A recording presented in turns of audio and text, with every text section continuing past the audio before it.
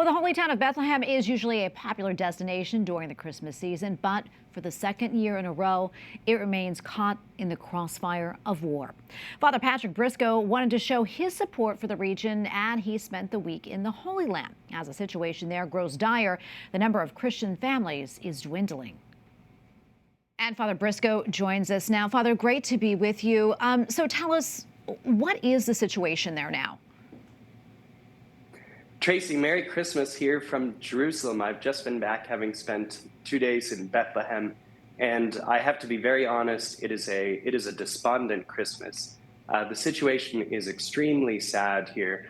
You know, that last year after the outbreak of the Israel-Hamas war, the Christian leaders of the Holy Land, the heads of churches and patriarchs, asked Christians not to display Christmas symbols to celebrate the season and to have instead muted celebrations. And they made a very similar declaration this year. They asked for kind of small signs of Christmas to be observed, but the major signs have not been. So, for example, on Christmas, when I joined the Latin Patriarch of Jerusalem for the solemn entrance into Bethlehem, usually that's accompanied by thousands of Palestinian scouts that play very raucous music. Well, this year there were no instruments. There was no Christmas tree. It was a very muted gathering in Manger Square in Bethlehem. And that sense has extended throughout the region. Yeah, it's heartbreaking to hear this. And really, for the second year in a row, I mean, Christmas in the Holy Land has really been overshadowed about what's happening over there, the Israel-Hamas war. How are people dealing with this? The thing that shopkeepers continue to say, they say over and over again, Father, please pray for Christians in the Holy Land because we don't know if we can stay. We don't know if we can stay. So whenever I spoke to people, they would tell me the situation. Many people didn't have their shops open at all, except for just a few days around Christmas. Think of all the income they've been losing because of that. I want to talk about Cardinal Pierbattista and his homily. Talk to us about that, and also the trip that he made.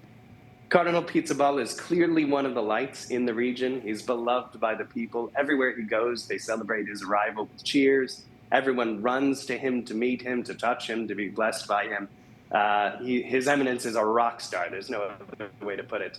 When I first met the Patriarch, I attended a press gathering at the Latin Patriarchate on Monday. And just hours before, His Eminence had returned from a charity mission, a goodwill mission before Christmas, where he had entered into Gaza itself. He said when he arrived at the press gathering, he said, friends, frankly, there is no more Gaza. There is no Gaza. He said the whole place is completely destroyed. The streets are in ruins. He talked about seeing children without shoes running throughout the place. He spoke of the great humanitarian needs, the need for food, the need for water. Currently in Gaza City at Holy Family Parish, there are 500 Christians sheltering at Holy Family Parish.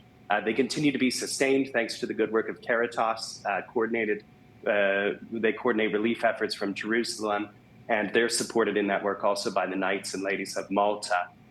So there's an extremely attentive work to provide for their material needs, but also the Cardinal wants to provide for their spiritual needs. Father Briscoe, thank you so much for taking the time to speak with us about all this. We appreciate it. God bless you, and Merry Christmas. God bless you, Tracy. Merry Christmas.